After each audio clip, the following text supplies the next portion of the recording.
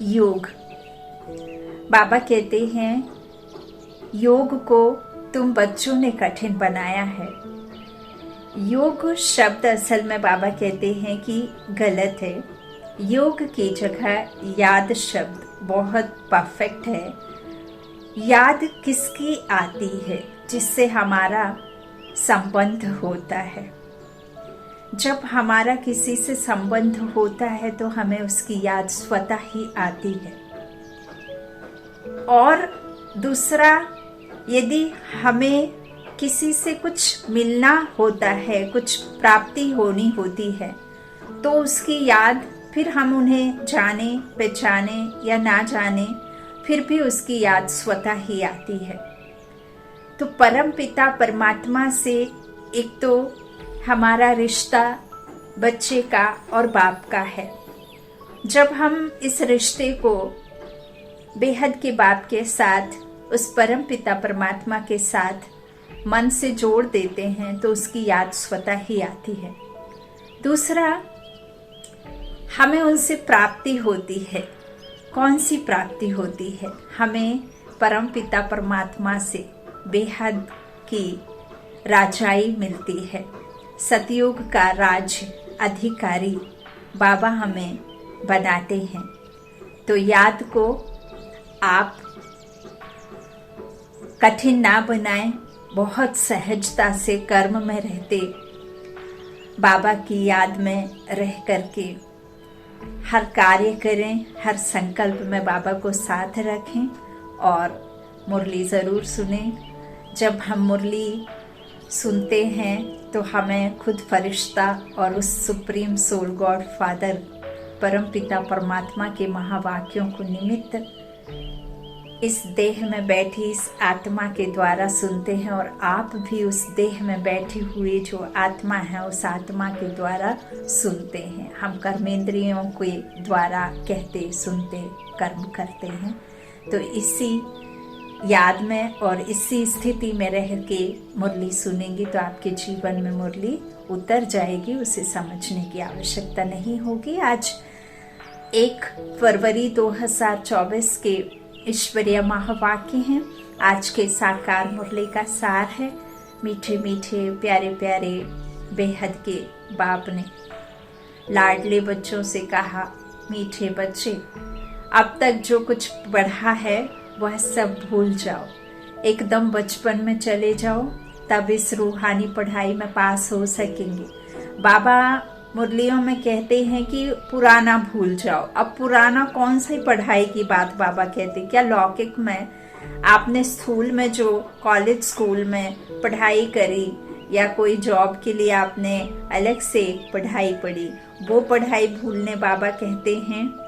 तो यह गलत है। बाबा हमें वो पढ़ाई भूलने कहते हैं जो हमने भक्ति में पढ़ी, शास्त्र, जो भी हमने वेद उपनिषद पढ़े, जो भी हमने भक्ति की सामग्री को, और जिसने जैसा कहा ईश्वर को हमने वैसा ही समझ लिया, मूर्तियों में ढूंढा, हमने गीता जो लिखी हुई है उस पर बिलीव किया, और हमने शास्त्रों का जो भी पढ़ाई पढ़ी वो सब में बाबा कहते हैं कि आपको सिर्फ और सिर्फ क्या होगा? झूठ है, वो असत्य है, उसमें कोई भी सत्यता नहीं है। क्योंकि बाबा कहते हैं कि आटे में नमक मिसल सत्य इस दुनिया में है। तो जो पढ़ाई आपने पढ़ी है, रामायण महाभारत है, जितने भी वेद शास्त्र, वो सब भूलने की बात बाबा कहते। क्योंकि यदि वो हम अंदर में भरे रहेंगे तो बाबा की हर एक महावाक्य पर, बाबा की हर एक श्रीमत पर हमारे मन में जो तिरछा होता है, जो कभी सीधा नहीं होता है, क्वेश्चन मार्क बना रहेगा। हमें बाबा पर निश्चय नहीं होगा, और जब हम निश्चय नहीं रखेंगे तो हम निश्चिंत नहीं हो पाएंगे। इसीलिए बाबा कहते हैं आप पूरा सब कुछ पुराना पढ़ाई पढ़ी जो है वो भूल जाओ, बचपन में चले जाओ, रूहानी पढ़ाई में तभी पास हो सकेंगे। प्रश्न है, जिन बच्चों को दिव्य बुद्धि मिली है उनकी निशानी क्या होगी? उत्तर में बाबा ने कहा, वे बच्चे इस पुरानी दुनिया को इन आंखों से देखते हुए भी नहीं देखेंगे। उनकी बुद्धि में सदा रहता है कि यह पुरानी दुनिया खत्म हुई की हुई, यह शरीर भी पुराना तमो प्रधान है तो आत्मा भी तमो प्रधान है, इनसे क्या प्रीत करें। ऐसे दिव्य बुद्धि वाले मनुष्य बच्चों से ही बात बाबा करते हैं, तो दिव्य बुद्धि वाले बच्चों से ही बाप की दिल भी लगती है। जिनको बाबा पर निश्चय होगा तो बाबा भी तो उन्हीं को समझेंगे। जिनको है ही निश्चय नहीं, हर बात में उनको प्रश्न उठ जाता है, तो प्रसन्न चित्त वो रहेंगे जो प्रश्न चित्त नहीं होंगे। तो बाबा कहते हैं जिनकी दिव्य बुद्धि है ना, उनसे बाप की भी दिल लगती है। ऐसे बच्चे ही बाप की याद में निरंतर रह सकते हैं, सेवा में भी आगे जा सकते हैं। ओम शांति। मीठे मीठे रूहानी बच्चों को रूहानी बाप समझाते हैं। जैसे हद के सन्यासी हैं, वह घर बार छोड़ देते हैं क्योंकि वह समझते हैं हम ब्रह्म में लीन हो जाएंगे, इसलिए दुनिया से आसक्ति छोड़नी चाहिए। अभ्यास भी ऐसे करते होंगे, जाकर एकांत में रहते हैं। वह है हठ योगी तत्वज्ञानी, समझते हैं ब्रह्म में लीन हो जाएंगे, इसलिए ममत्व मिटाने के लिए घर बार छोड़ देते हैं। वैराग्य आ जाता है, परंतु फट से ममत्व नहीं मिटता। ममत्व बाबा कहते हैं किसे कहते हैं? मन बुद्धि से बाबा कहते हैं कि इस दुनिया का जो कुछ भी आप देखते हैं ना, मन बुद्धि से परे रहना। इसमें किसी में भी बाबा ने कहा ना, मोह और प्यार में बहुत फर्क है। मोह आपको इन वस्तुओं पर, शरीर के संबंधों पर आकर्षण करता है, उस तरफ खींचता है। लेकिन जब आप प्रेम करते हैं तो आप उस ओर उठते हैं और उस परमात्मा को याद करते हैं। चूंकि आपको पता है कि इस दुनिया में जो भी अभी की बनावट है वो सब बदली होने वाली है, और ये संगम युग पर जो भी आपको प्रकृति के जो बदलाव दिख रहे हैं, तो वो सब बदलाव बाबा कहते हैं ये प्रकृति परिवर्तनशील है, तो वो तो हो ही रहा है और नई से पुरानी, पुरानी से नई होनी ही है। तो बाबा कहते हैं कि इस तरह से वो सब कुछ छोड़ देते हैं, लेकिन मन में किसको पता कि उनके थॉट किस तरह से चल रहे हैं, किस विचारों में हैं, कमजोर संकल्पों में है, श्रेष्ठ संकल्पों में है, या मन बुद्धि घर की तरफ ही लगा हुआ है लेकिन जंगल में बैठे हुए हैं। तो इसे हठ योग बाबा ने कहा, तत्वज्ञानी कहा। बाबा कहते हैं घर बार भल छोड़ देते हैं, वैराग्य भी आ जाता है, लेकिन वो तन का वैराग्य है, मन का वैराग्य नहीं। बाबा हमें मन का वैराग्य लेना सिखाते हैं कि आप समाज के बीच में, आप जॉब ग्रस्त में रहते हुए भी आप मन बुद्धि से कैसे वैराग्य लेते हैं इस पुरानी दुनिया से, जो कि आपकी है ही नहीं। लेकिन बाबा कहते हैं कि उसके लिए भी आपको ज्यादातर मेरे साथ में योग में, याद में रहना होगा, संबंध जोड़कर। तो समझते हैं बाबा कहते कि यहाँ ये सब ममत्व मिटाने के लिए छोड़ देते हैं, परंतु फट से ममत्व नहीं मिटता। स्त्री, बच्चे आदि याद आते रहते हैं। बाबा कहते हैं यहाँ तो तुमको ज्ञान की बुद्धि से सब कुछ भुलाना है। कोई भी चीज जल्दी नहीं भूलती। अब इस शरीर को भी तो पापा कहते हैं कोई एक जन्म का थोड़े ना है, कितने जन्म लिए होंगे, कितने जन्मों से आप इस देह की दुनिया को ही अपना समझ बैठे, देह के संबंधों को, देह को, तो ये एकदम नहीं जाता है। बाबा कहते हैं सब कुछ भूलना इतना जल्दी नहीं होता है। अभी तुम यह बेहद का सन्यास करते हो, याद तो सब सन्यासियों को भी रहती है, परंतु बुद्धि से समझते हैं हमको ब्रह्म में लीन होना है, इसलिए हमको देहभान नहीं रखना है। वह है हठ योग मार्ग। समझते हैं हम यह शरीर छोड़ ब्रह्म में लीन हो जाएंगे, लेकिन शरीर छूटने के बाद कोई कहीं किसी में लीन नहीं होता है। बाबा कहते हैं देह, शरीर आधार है परमात्मा तक पहुंचने का, पूरी दुनिया के बारे में जानने का, आदि मध्य अंत का ड्रामा आप इस दिव्य चक्षु से ही तो इस शरीर में रहेंगे, तब तो पता चलेगा। उसके बाद आत्मा अलग, शरीर अलग, दोनों का कुछ काम नहीं है। आत्मा तो फट से दूसरा शरीर ले लेगी, या जो भी उसका जो जहाँ बना होगा भाग्य तो वहां जाएगी। हाँ, संस्कार जैसे होंगे, लेकिन शरीर के साथ में तो कुछ जाएगा नहीं, वो तो विनाशी है, तो विनाश हो जाता है ना। फिर नए जीवन को जीने के लिए नया शरीर धारण करते हैं, तो आत्मा में सब कुछ जाता है। अब आत्मा के साथ में थोड़ी कोई सजाए दे सकता है या किसी तरह से कुछ उसके साथ में कर्म कर सकता, नहीं कर सकता। तो इस तरह बाप बैठ बच्चों को समझाते हैं, सब कुछ बुद्धि से ही समझने का है, इसमें कोई मंत्र आदि जो आप नहीं है।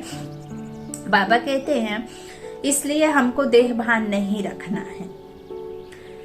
तो वह है हठ योग मार्ग, समझते हैं हम यह शरीर छोड़ कहाँ चले जाएंगे, ब्रह्म में लीन हो जाएंगे। उनको यह पता ही नहीं कि हम शांति धाम में कैसे जा सकते। तुम अब जानते हो हमको अपने घर जाना है। जैसे विलायत से आते हैं तो समझते हैं हमको बॉम्बे जाना है वाया। अभी तुम बच्चों को भी पक्का निश्चय है, बहुत कहते हैं इनकी पवित्रता अच्छी है, ज्ञान अच्छा है, संस्था अच्छी है, कहते हैं कि ये बहन बहुत अच्छा बताती हैं, मुरली बहुत अच्छा समझाती हैं, सेंटर्स पे जाओ तो दीदियाँ बड़े प्यार से बात करती हैं, कभी उनके मुख से कभी कुछ गुस्सा नहीं दिखता, कुछ गंदा शब्द नहीं निकलता। तो बाबा कहते ये सब तो अच्छा है कि इनकी पवित्रता अच्छी है, इनमें देवत्व है, ये बहुत अच्छे हैं, बहुत अच्छे हैं। लेकिन बाबा कहते हैं वो अच्छे हैं, लेकिन ये जीवन जो बाबा उनको देते हैं वो जीवन सर्व आत्माओं के लिए है। तो तुम्हारे अंदर में क्या उनके द्वारा अंदर में कुछ अच्छाई, कोई अच्छी बात, कोई पवित्रता की बात, कोई ज्ञान की बात अंदर में समाई, आप उसका स्वरूप बने। अच्छा अच्छा कहने से अच्छा नहीं होता जब तक आप अपने अंदर का अच्छाई ले करके और बुराई को खत्म ना करें। तो बाबा कहते माताएं मेहनत अच्छी करती हैं क्योंकि अथक हो समझ आती हैं, अपना तन मन धन लगाती हैं इसलिए अच्छी लगती हैं। परंतु हम भी ऐसा अभ्यास करें, यह ख्याल भी नहीं आएगा। कोई बिरला निकलता है, वह बाप को भी कहते हैं कोटों में कोई, अर्थात जो तुम्हारे पास आते हैं उनसे कोई निकलता है, बाकी यह पुरानी दुनिया खत्म होने वाली है। तुम जानते हो अब बाप आया हुआ है, साक्षात्कार हो ना हो, विवेक कहता है बेहद का बाप आए हैं, साक्षात्कार से कुछ होता नहीं। यह भी तुम जानते हो बाप एक है, वही पारलौकिक बाप ज्ञान का सागर है। लौकिक को कभी ज्ञान का सागर नहीं कहेंगे। यह भी बाप ही आकर तुम बच्चों को अपना परिचय देते हैं। तो बाबा माता पिता है ना, माता पिता बन निर्माण करते हैं, वो निर्माता है। तो किस बात का निर्माण करते हैं, किस चीज का निर्माण करते हैं? वो एक दुनिया का निर्माण करते हैं जो सच्ची, सुखी, पवित्र, कर्म श्रेष्ठ, कर्म प्रधान, धर्म प्रधान दुनिया, सतो प्रधान दुनिया की रचना, निर्माण माता पिता बन के करते हैं। तो इस तरह बाबा कहते कि लौकिक को ज्ञान सागर नहीं कहेंगे। तो यह भी बात, यह ज्ञान भी खुद जब तक वो बेहद का बाप ना आए, वो पारलौकिक बाप ना आए, तब तक ये ज्ञान तुम बच्चों को दे ना सके, ना ही अपना परिचय और ना ही तुम बच्चों का परिचय, तुम्हारे घर का पता, अपने असली माता पिता का पता, हाँ, वो वही आकर के देंगे जो जानते हैं। तो जानी जानन हार, ज्ञान सागर एक ही है। तो तुम जानते हो अब पुरानी दुनिया खत्म होने वाली है, हमने 84 जन्मों का चक्र पूरा किया है। अभी हम पुरुषार्थ करते हैं वापस सुख धाम जाने का, वाया शांति धाम। शांति धाम तो जरूर जाना है, वहां से फिर वहां यहाँ वापस आना है। बाबा कहते हैं, जैसे ऊपर लाइन में बाबा ने लिखा कि जैसे आप कहीं विदेश में हैं और विदेश से जब आप घर की तरफ आते हैं तो via Mumbai, via Ahmedabad, via ऐसे जाते हैं ना, तो ऐसे ही है। यहाँ से हम डायरेक्ट वहां नहीं जाएंगे जहाँ बाबा भेजने के लिए तैयारी करा रहे हैं। हम जाएंगे वाया शांति धाम, पहले असली घर जाएंगे, फिर सुख धाम की दुनिया में आएंगे। तो बाबा कहते हैं सुख धाम जाने का वाया शांति धाम, शांति धाम तो जरूर जाना है, वहां से फिर आएंगे। मनुष्य तो इन बातों में मूंझे हुए हैं, कोई मरता है तो समझते हैं वैकुंठ गया, परंतु वैकुंठ है कहाँ? यह वैकुंठ का नाम तो भारतवासी ही जानते हैं और धर्म वाले जानते ही नहीं। सिर्फ नाम सुना है, चित्र देखी है, देवताओं के मंदिर आदि बहुत देखे हैं। जैसे यह देलवाड़ा मंदिर है, लाखों करोड़ों रुपया खर्च करके बनाया है, बनाते ही रहते हैं। अभी देखो रिसेंट भी राम मंदिर बना अयोध्या में, है ना। तो बाबा कहते हैं वो तो है ही पवित्र, तो ये सब बनाते रहते हैं। लेकिन देवी देवताओं को वैष्णव कहेंगे, वे विष्णु की वंशावली हैं। जो मंदिर आदि कितने भी बने उसमें जड़ चित्र भी खड़े करते हैं, लेकिन वो तो हो करके गए, अभी वो चैतन्य अवस्था में नहीं है। तो देवी देवताओं को वैष्णव कहेंगे, वे विष्णु की वंशावली के हैं, वो तो है ही पवित्र। सतयुग को कहा जाता है पावन दुनिया, यह है पतित दुनिया। सतयुग के वैभव आदि यहाँ होते नहीं। यहाँ तो अनाज आदि का तमो प्रधान सब बन गए हैं, है ना। बाबा कहते यहाँ तो अनाज आदि सब तमो प्रधान बन जाते हैं, तभी तो हम हवा का सेवन करें, चाहे हम भोजन का सेवन करें, चाहे हम पानी का सेवन करें। जिस भी तत्व को हम अपने अंदर में ले जाते हैं तो उससे पहले हम 100 बार सोचते हैं कि ये हमारे शरीर को फिट फाट रखेंगे, कोई रोग तो नहीं आ जाएगा, किसी प्रकार की कोई बीमारी तो नहीं हावी हो जाएगी। तो ये सब तमो प्रधान दुनिया की वजह से है, क्योंकि हर एक तत्व में, हाँ, दुनिया की कण कण में एक तरह से कहना चाहिए, बाबा कहते कि तमो प्रधानता है ना। तो दुख देने वाला है, सुख थोड़ी देने वाला है। तो बाबा कहते यहाँ का स्वाद भी तमो प्रधान है। बच्चियां ध्यान में जाती हैं, कहती हैं हम शूबी रस पी कर आई, बहुत स्वाद था। यहाँ भी तुम्हारे हाथ का खाते हैं तो कहते हैं बहुत स्वाद है ना। ब्रह्म कुमार जो भोजन पकाते हैं मधुबन जाकर के आपने देख ही लिया होगा, या सेंटर्स पे भी जब ब्रह्मा भोजन आपने खाया होगा तो देखा होगा कि कितना स्वाद है। और बाबा कहते हैं ना, ब्राह्मण जो खा रहे हैं ब्रह्मा भोजन, वो उसके लिए देवता भी तरसते हैं। तो यहाँ की वो बात है। बाबा कहते हैं यहाँ भी तुम्हारे हाथ का खाते हैं तो कहते हैं बहुत स्वाद है, क्योंकि तुम अच्छी रीति बनाती हो। मन के संकल्प, मन में जो आपके चलता है वो परम पिता परमात्मा से कनेक्शन हो करके उस भोजन को भी शुद्ध एनर्जी से भरपूर सुख, शांति, प्रेम की दृष्टि और प्रेम के विचार, सुख के विचार, खुशी के विचार, शक्ति के विचार आपके जब अंतर मन में चलते रहते हैं और यहाँ कर्म करते रहते हैं तो वो एनर्जी उसमें जाती है। इसीलिए बाबा कहते हैं माताएं बहनें घर में भी रहते समय बाबा की याद में, बाबा की भंडारी से लेकर के खाएं, बनाएं, खिलाएं, है ना।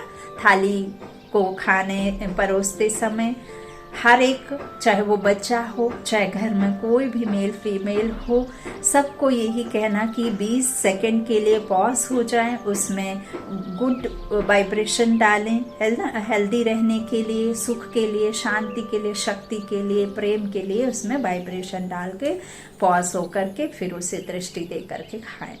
अच्छा, तो बाबा कहते हैं इस तरह से तुम कैसे अच्छी रीति बनाते हो, सब दिल भर करके खाते हैं। ऐसे नहीं तुम योग में रहकर बनाते हो तब स्वादिष्ट होता है, नहीं, यह भी प्रैक्टिस होती है। कोई बहुत अच्छा भोजन बनाते हैं, है ना, कई के हाथ में कहते हैं ना कि माँ के जो हाथ का स्वाद है वो पत्नी के हाथों में कभी आ ही नहीं सकता। उसमें भी पत्नी रूठ जाती है कि ऐसा कह दिया, लेकिन वो तो रियलिटी है। जिस प्यार से, जिस प्रेम के साथ में माँ पकाती थी, खिलाती थी, जिस दिल से खिलाती थी, उस दिल से अभी कोई भी नहीं खिला पाता है। हमारे उस जमाने में जब दादी आजी नानी खिलाया करती थी। कहते ना अभी भी मां अनपढ़ है, क्योंकि हम एक रोटी मांगते हैं तो वो हमें 2 देती है। तो इस तरह से बाबा समझाते हैं मुरलियों को, इतना एक एक महावाक्य में इतना सारा सार समाहित है। तो ये सब समझने का है, उसके लिए आपको मुरली पर विशेष ध्यान देना होगा, हर महावाक्य पर। तो बाबा कहते इस तरह से ऐसा नहीं है कि आप जो है योग में रह करके बनाती हैं, वो प्रैक्टिस हो जाती है। किसी किसी को तो खाना बनाना बहुत अच्छा आता है इस तरह से, तो वहाँ तो हर चीज सतो प्रधान होती है, इसलिए बहुत ताकत रहती है। तमो प्रधान होने से ताकत कम हो जाती है, फिर उनसे बीमारियां, दुख आदि भी होता रहता है। नाम ही है दुख धाम। सुख धाम में दुख की बात ही नहीं। हम इतने सुख में जाते हैं जिसको स्वर्ग का सुख कहा जाता है। सिर्फ तुमको पवित्र बनना है, सो भी इस जन्म के लिए। पीछे का ख्याल मत करो, अभी तो तुम पवित्र बनो। बाबा कहते हैं पीछे कई मूंझ जाते हैं ना, तो नहीं करते हैं, याद तो छोड़ो, बाबा का नाम ही नहीं लेना चाहते। तो बाबा कहते पीछे का छोड़ो, वो भूत है, भूत को याद करोगे तो वो भूत बनकर सताएगा, है ना, नाम ही है भूतकाल। तो भूतकाल मतलब आपका काल बन जाता है ना। तो बाबा कहते उसको छोड़ो, अभी तो बनो। तो पहले तो विचार करो, कहते कौन है? बेहद के बाप का परिचय देना पड़े। बेहद के बाप से सुख का वर्षा मिलता है। लौकिक बाप भी पारलौकिक बाप को याद करते हैं। घर में कोई भी है, चाहे वो किसी भी प्रकार से, लेकिन करते तो उस ईश्वर को ही याद है ना। बिजली का करंट, चाहे आप press, washing machine, fridge, cooler, TV, पंखा कुछ भी यूज करें, मिक्सी, लेकिन उसको करंट देने वाला कौन है? आपके घर में तो इलेक्ट्रिसिटी मीटर लगा रहता है, लेकिन वहां इलेक्ट्रिसिटी मीटर में भी पावर कहाँ से आती है? जनरेट कहाँ से होती है? शक्ति एक से ही होती है ना। फिर भले ही आप उसका अलग अलग तरीके से उपयोग करते, तो ऐसे ही परम पिता परमात्मा है तो एक ही कहना चाहिए शक्ति दाता, है ना। तो उससे ही सब में आती है। तो बाबा कहते हैं बुद्धि, जो लौकिक बाप भी पारलौकिक बाप को याद करते हैं, बुद्धि ऊपर चली जाती है। तुम बच्चे जो निश्चय बुद्धि पक्के हो, उन्हों के अंदर होगा कि इस दुनिया में हम बाकी थोड़े दिन हैं। यह तो कौड़ी मिसल शरीर है, आत्मा भी कौड़ी मिसल बन पड़ती है। इसको वैराग्य कहा जाता है। अभी तुम बच्चे ड्रामा को जान चुके हो, भक्ति मार्ग का पाठ चलना ही है। सब भक्ति में है, नफरत की दरकार नहीं। सन्यासी खुद नफरत दिलाते हैं, घर में सब दुखी हो जाते हैं, वह खुद अपने को जाकर थोड़ा सुखी करते हैं। देखो, सन्यास तो ले लेते हैं, लेकिन घर परिवार को छोड़ करके, उनके बच्चों की फिक्र नहीं करके, किसी किसी का तो बच्चे जन्म लेते हैं और उनको आ गया मन में सन्यास लेने का, तो छोड़ करके घर परिवार छोड़ देते हैं। फिर देखो उनके घर की पालना, उनका शरीर निर्वाह के लिए आज के इस समय में तमो प्रधान दुनिया में दृष्टि भी कितनी क्रिमिनल आई है, तो कितना कुछ उनको दुख भोगना पड़ता है। लेकिन वो अपने सुख के लिए निकल तो जाते हैं, लेकिन फिर घर वालों को दुखी कर जाते हैं। और यहाँ जो बाप है वो हमें कभी नहीं कहता कि तुम घर बार छोड़ो, कुछ करो, तुम इस तरह से करो। जब बाबा शब्द में जो संसार समाया हुआ है, उस बिंदु सिंधु है, तो उस बिंदु में जो सिंधु समाया हुआ है, उसको जब हम समझ लेते हैं कि मैं कौन, मेरा कौन, तो फिर हम अपने आप बाबा के श्रीमत पर चलना लग जाते हैं। तो बाबा कहते हैं इस तरह से सन्यासी खुद नफरत दिलाते, घर में सब दुखी हो जाते, वो खुद अपने को जाकर थोड़ा सुखी कर लेते। वापस मुक्ति में कोई जा नहीं सकते। जो भी कोई आए हैं, वापस कोई भी गया नहीं है। जिसने एक बार इस धरा पर इस शरीर को पहना है, आत्मा ने ऊपर से आकर, वो थोड़े ना जाएगा। अब जाने का समय है, तो अब जाते होंगे वो भी। अभी भी बाबा कहते हैं जास्ती जन्म जास्ती मृत्यु हो रही है। जिसका जो पाठ है, जितने जिसके भी कर्म है, जो भी है, तो वो फिर जल्दी जल्दी जन्म मरण में भी उनका हिसाब चुकता होना होता है। तो बाबा कहते इस तरह से वापस कोई जा ना सके, सब यहाँ ही हैं। एक भी निर्वाण धाम व ब्रह्म में नहीं गया है, वह समझते हैं फलाना ब्रह्म में लीन हो गया। ब्रह्मा बाबा भी देखो एडवांस पार्टी में सूक्ष्म वतन में बैठे हैं ना, जितने भी हमारी एडवांस पार्टी तैयार हुई है तो वो सब कहाँ बैठे हैं, है ना, सूक्ष्म वतन में।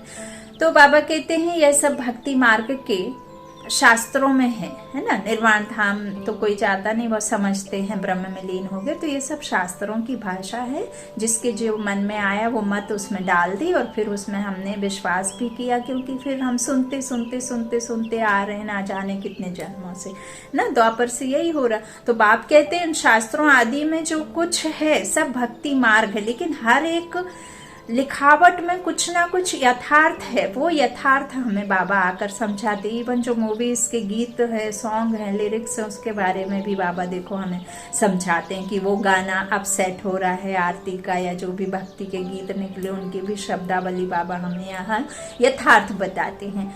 बाबा कहते हैं तुम बच्चों को अभी ज्ञान मिला है, इसलिए तुम्हें कुछ भी पढ़ने की दरकार नहीं है, परंतु कोई कोई ऐसे हैं जिनमें फिर नॉवेल्स आदि पढ़ने की आदत है। ज्ञान तो पूरा है नहीं, उन्हें कहा जाता है कुक्कड़ ज्ञानी, कुक्कड़ ज्ञानी। रात को नॉवेल पढ़कर नींद करते हैं तो उनकी गति क्या होगी। यहाँ तो बाप कहते हैं जो कुछ पढ़े हो सब भूल जाओ, इस रूहानी पढ़ाई में लग जाओ, यह तो भगवान पढ़ाते हैं जिससे तुम देवता बन जाएंगे किस जन्मों के लिए। बाकी जो कुछ पढ़े हो वह सब भुलाना पड़े, एकदम बचपन में चले जाओ। अपने को आत्मा समझो, भले इन आंखों से देखते हो परंतु देखते भी नहीं। देखो तुम्हें दिव्य दृष्टि, दिव्य बुद्धि मिली है तो समझते हो अब सारी पुरानी दुनिया है, यह खत्म हो जानी है, यह सब कब्रिस्तानी है, उनसे क्या दिल लगाएंगे। अभी परिस्तानी बनना है, तुम अब कब्रिस्तान और परिस्तान के बीच में बैठे हो। परिस्तान अभी बन रहा है, अभी बैठे हैं पुरानी दुनिया में, परंतु बीच में बुद्धि का योग वहां चला गया है। तुम पुरुषार्थ ही नई दुनिया के लिए कर रहे हो, अभी बीच में बैठे हो पुरुषोत्तम बनने के लिए। इस पुरुषोत्तम संगम युग का भी किसको पता नहीं है, पुरुषोत्तम मास, पुरुषोत्तम वर्ष का भी अर्थ नहीं समझते। कोई कार्तिक नहाता है, कोई पुरुषोत्तम मास नहाता है, कोई नदी में जाकर के स्नान करते हैं, कोई कुंभ के मेले में जाते हैं, है ना। तो बाबा कहते कुछ भी नहीं समझते। पुरुषोत्तम संगम युग को टाइम बहुत थोड़ा मिला हुआ है, देरी से यूनिवर्सिटी में आएंगे तो बहुत मेहनत करनी पड़ेगी, याद बहुत मुश्किल ठहरती है, माया विघ्न डालती रहती है। तो बाप समझाते हैं यह पुरानी दुनिया खत्म होने वाली है। बाप भल यहाँ बैठे हैं देखते हैं, परंतु बुद्धि में है यह सब खत्म होने वाला है। तो बाबा कहते कुछ भी रहेगा नहीं, यह तो पुरानी दुनिया है, इनसे वैराग्य हो जाता है। शरीरधारी भी सब पुराने हैं, शरीर पुराना तमो प्रधान है तो आत्मा भी तमो प्रधान है। ऐसी चीज को हम देखकर क्या करें। बूढ़ेतन को कोई पसंद करता है? नहीं करता ना। तो यह तो कुछ भी रहना नहीं है, उनसे प्रीत नहीं। बच्चों में भी बाप की दिल उनसे लगती है, जो बाप को अच्छी रीति याद करते हैं और सर्विस करते हैं। बाकी बच्चे तो सब हैं, कितने ढेर बच्चे हैं अब इस संसार में, जितने भी मनुष्यों ने ये आत्मा हैं जो शरीर पहना है, तो वो सब तो हैं तो उस परमात्मा की संतान। इसीलिए तो बाबा कहते फिर मुक्ति जीवन मुक्ति मुझे ही, फिर कैसे भी जाओ लेकिन जाना तो सबको है, मैं ले जाने आया हूँ। तो बाबा कहते बाकी बच्चे तो सब हैं, कितने ढेर बच्चे हैं, सब तो कभी देखेंगे भी नहीं। बाबा को पहचानना, देखना, उनसे संबंध जोड़ना या तो सबके बस की बात नहीं है। प्रजापिता ब्रह्मा को तो जानते ही नहीं है, उनके ऊपर में तो ना जाने क्या क्या लांछन लगा देते हैं। प्रजापिता ब्रह्मा का नाम तो सुना है, परंतु उनसे क्या मिलता है यह कुछ भी पता नहीं है। ब्रह्मा का मंदिर है, दाढ़ी वाला दिखाया है, दिखाते ना बूढ़ा। तो बाबा कहते परंतु उनको कोई याद नहीं करता है, क्योंकि उनसे वर्षा मिलना नहीं है। आत्माओं को वर्षा मिलता है एक लौकिक बाप से, दूसरा पारलौकिक बाप से। प्रजापिता ब्रह्मा को तो कोई जानते ही नहीं, यह है वंडरफुल। बाप होकर वर्षा ना दे तो अलौकिक ठहराना। वर्षा होता ही है हद का और बेहद का, बीच में वर्षा होता नहीं। भल प्रजापिता कहते हैं परंतु वर्षा कुछ भी नहीं। इस अलौकिक बाप को भी वर्षा पारलौकिक से मिलता है। ब्रह्मा बाबा को भी वर्षा उस पारलौकिक बाप से ही मिलता है। तो बाबा कहते इस तरह, तो यह फिर देंगे कैसे? जब ये खुद लेते हैं तो फिर ये देंगे कैसे? हा? तो दाता देने वाला है इनको, है ना, तो वही दाता फिर सबको देता, लेकिन इनके द्वारा हमें बाबा पढ़ाई पढ़ा रहे हैं। तो बाबा कहते मुझे मुख चाहिए ना, इसीलिए तो पारलौकिक बाप इनके थ्रू देता है। यह है रथ। जैसे हम आत्माओं का रथ यह शरीर है और ये भ्राकुटी के बीच में विराजमान है, तो ऐसे ही उस परमपिता परमात्मा का रथ ये शरीर है। तो बाबा कहते हैं इनको खुद भी उस बाप को याद करना पड़ता है। तो इनको क्या याद करना है? वह लोग समझते हैं या ब्रह्मा को ही परमात्मा समझते हैं, परंतु हमको वर्षा इनसे नहीं मिलता है। कई कई फिर मूंझ जाते हैं ना कि इनको याद करते हैं, है ना। फिर कई कई फिर दो पार्टियों में बटे हुए हैं, तो शंकर पार्टी और जो भी है, तो वो फिर लड़ाई भी लड़ते हैं। एक इनके थ्रू बाबा हमें समझाते हैं, लेकिन वो सिर्फ सुप्रीम सोल गॉड फादर को। तो ऐसे दो पार्टियों में भी हर जगह बाबा तो समझते हैं, जानते हैं, बाबा बताते भी हैं। तो बाबा कहते हैं यह तो बीच में दलाल रूप है। वर्षा तो श्री बाबा से मिलता है, इनसे कुछ भी नहीं मिलता है, लेकिन लोग समझते हैं कि इनको इनसे मिलता है। तो यह भी हमारे जैसा स्टूडेंट है, डरने की कोई बात नहीं। बाप कहते हैं इस समय सारी दुनिया तमो प्रधान है, तुमको योग बल से सतो प्रधान बनना है। तो सतो प्रधान बनने के लिए तो श्रीमत पर चलना पड़े। लौकिक बाप से हद का वर्षा मिलता है, तुमको अब बुद्धि लगानी है बेहद में। बाप कहते हैं सिवाय बाप से और किससे भी कुछ नहीं मिलना है। इस तरह से मिलेगा ही नहीं। तो बाप कहते हैं सिवाय बाप से और किससे भी कुछ मिलना नहीं है, फिर भल देवताएं क्यों ना हो। तो इस समय तो सब तमो प्रधान है। लौकिक बाप से वर्षा तो मिलता ही है, बाकी इन लक्ष्मी नारायण से तुम क्या चाहते हो? वह लोग तो समझते हैं यह अमर है, कभी मरते नहीं है। यदि कोई कभी मरता ना हो तो फिर ये दुनिया का क्या हाल हो। अच्छा है वो रीति रिवाज नहीं है, हा? नहीं तो सुखा करके रख लेते देह को।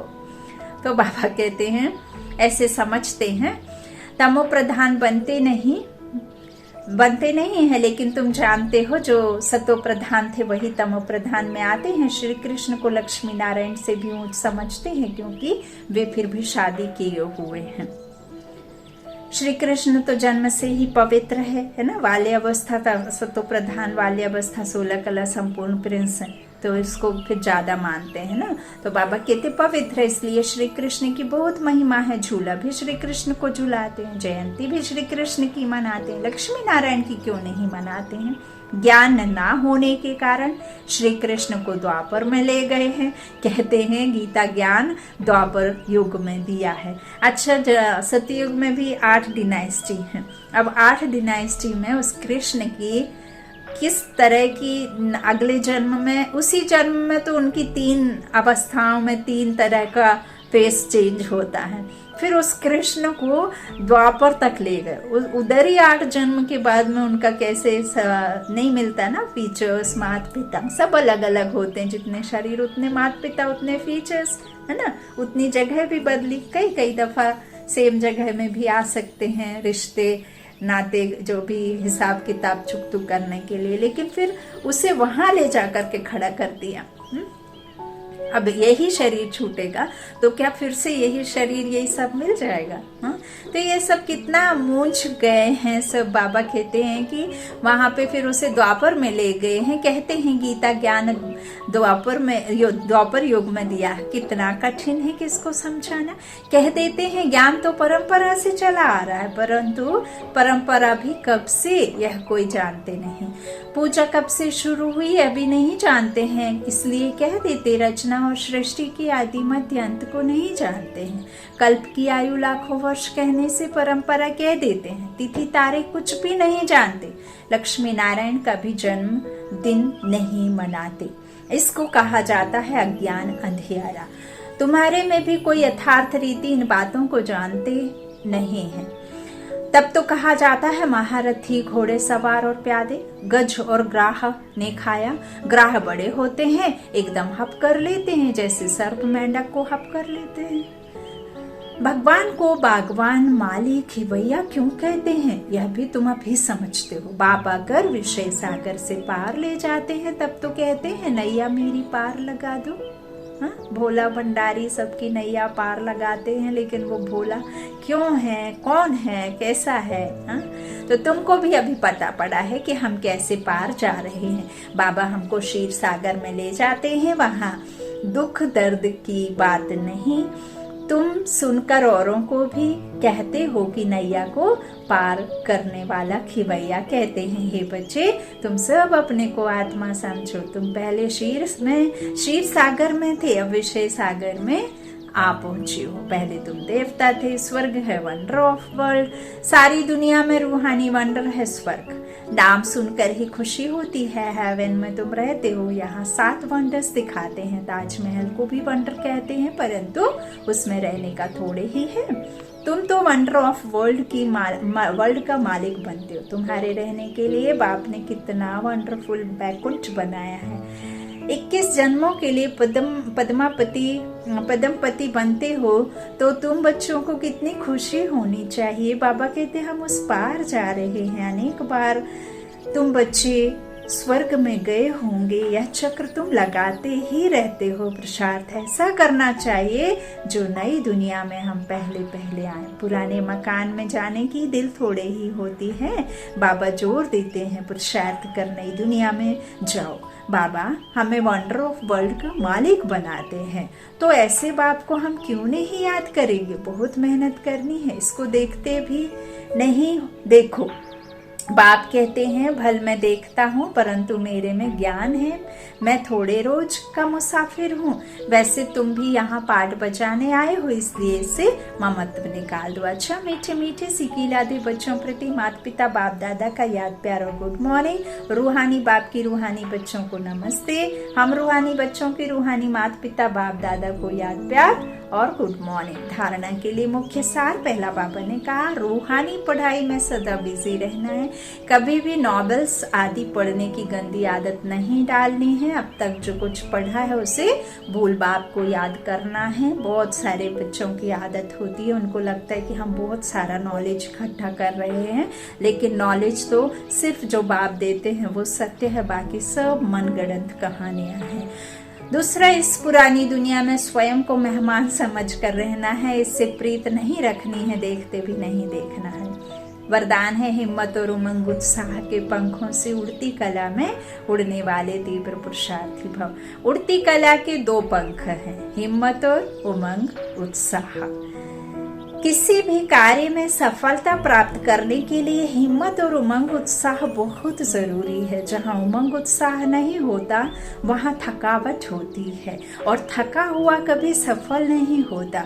वर्तमान समय के अनुसार उड़ती कला के सिवाय मंजिल पर पहुँच नहीं सकते, क्योंकि पुरुषार्थ एक जन्म का और प्राप्ति 21 जन्म के लिए ही नहीं, सारे कल्प की है। तो जब समय की पहचान स्मृति में रहती है तो पुरुषार्थ स्वतः तीव्र गति का हो जाता है। स्लोगन है सर्व की मनोकामनाएं पूर्ण करने वाले ही कामधेनु है। सर्व की मनोकामनाएं पूर्ण करने वाले ही कामधेनु है।